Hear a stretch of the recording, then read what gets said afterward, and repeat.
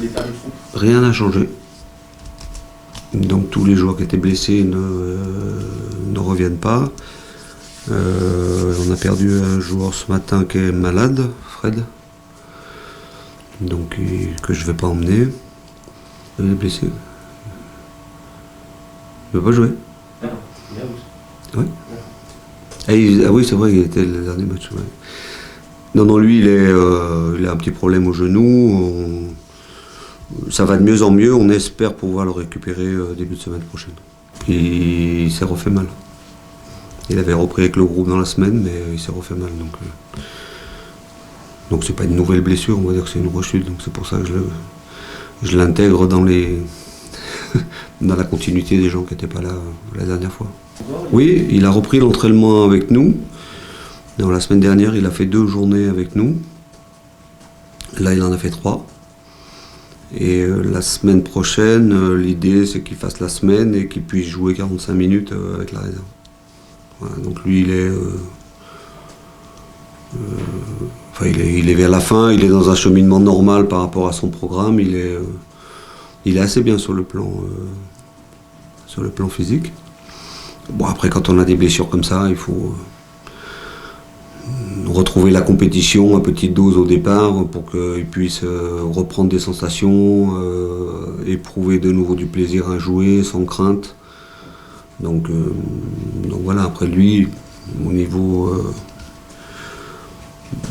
là, on est mi-février, je compte pas sur lui. Elle est fin mars. Si c'est de mieux en mieux, s'il se sent bien, pourquoi pas, mais bon. Là, il est dans cette phase-là et tous les entraînements qu'il a fait avec nous sont très bien passés. Donc ça c'est plutôt une bonne chose pour lui d'abord, et puis pour le groupe. Non, mais je parlais surtout au niveau de la compétition, parce que les joueurs sont concernés au quotidien, dans leur entraînement, tout ça. Moi, je leur explique que l'entraînement, c'est une chose, mais toutes les équipes s'entraînent. Donc il y a tout ce qu'il faut mettre dans l'entraînement, et l'entraînement, ça sert à se préparer à la compétition. Après, quand j'ai évoqué ça, j'ai parlé surtout de l'aspect mental. C'est-à-dire avoir cette envie de gagner, se dépasser, voilà. On sort de 2 matchs, où on a fait 2 premières mi-temps, que ce soit à Toulouse, elle était très bonne. La première mi-temps contre Pau, il y a eu beaucoup de choses qui m'ont plu, même si on n'a pas réussi à ouvrir le score, mais face à une équipe qui était très regroupée derrière, on a fait des choses, on a tenté des choses, enfin bon, voilà. Et rien, j'ai été très surpris de la tenue de la deuxième mi-temps. Voilà. Après, il faut retrouver des choses qui font... après, ça se joue sur des détails.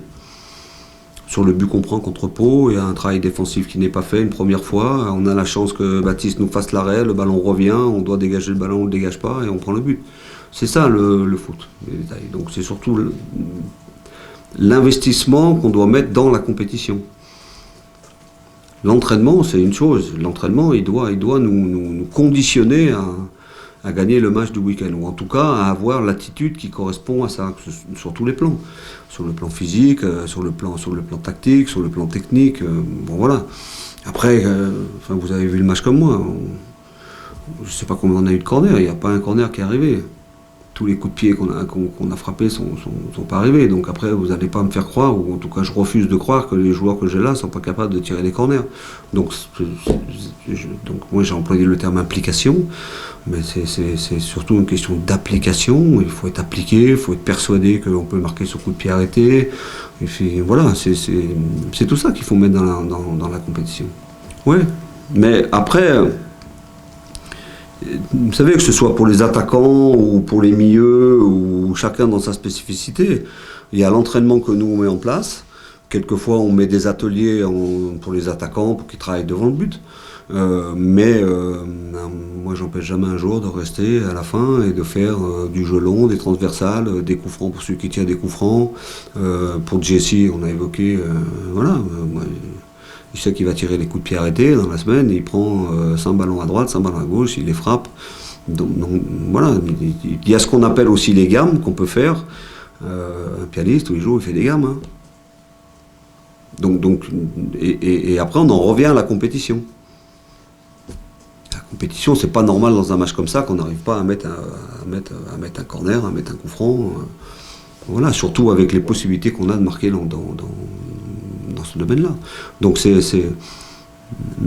là-dessus, j'insiste. Il y a tout ce que nous on met en place, puis il y a tout ce qui vient des joueurs, ce qu'ils vont chercher. Voilà. Pour les attaquants, c'est pareil. Quand les attaquants sont en déficit de but, alors après on peut dire c'est en déficit de confiance, tout ça. Donc moi, mon travail au niveau de la confiance, déjà je les remets sur le terrain. Donc c'est déjà ça le premier signe de confiance. Même quand un attaquant ne marque pas, c'est pas parce qu'il n'a pas marqué que je vais l'enlever. Puis après on met en place des séances devant le but. Mais lui tout seul, il faut aussi qu'il ait une démarche, qu'il ait les intentions et qu'il fasse les choses pour que les choses changent. Alors après, voilà, c'est les propos que j'ai tenus après le match de Pau. Je ne sais pas comment on va être demain à Bastia. Ce que je peux vous dire, c'est que cette semaine, elle a été d'un haut niveau. De la part de tous. L'investissement dans la semaine a été vraiment... voilà, si on avait joué contre Pau comme on a été cette semaine, on n'aurait pas perdu contre Pau. Bon. Alors après, ça fait partie aussi de mon travail, d'inculquer ça. Je vous l'ai déjà dit, moi j'essaye d'inculquer ça au quotidien.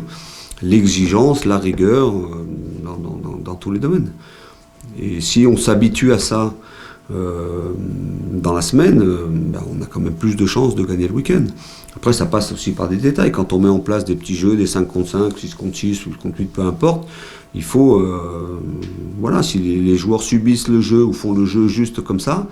Par contre, quand les équipes sont en place, quand on fait le jeu, si on le joue pour le gagner, si on met tout ce qu'il faut sur le plan défensif, si on met l'agressivité qu'il faut, si sur le plan technique aussi, voilà. Donc quand on a l'habitude de faire ça tous les jours à l'entraînement, c'est plus facile en match. Alors c'est vrai que nous, on n'a pas trouvé ça. Par moment, on l'a, et c'est ce que je dis aux joueurs. Chaque fois qu'on a ça, on ne perd pas. Hein. Et on gagne souvent. Mais ça on le sait, d'abord c'est sur... nous on a étudié cette équipe évidemment, mais c'est d'abord une équipe très très très très généreuse.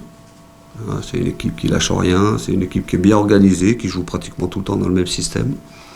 C'est aussi une équipe qui a vu un entraîneur arriver que je connais bien, qui fait jouer un football, il a mis en place un football où il s'est adapté aux qualités des garçons qu'il avait.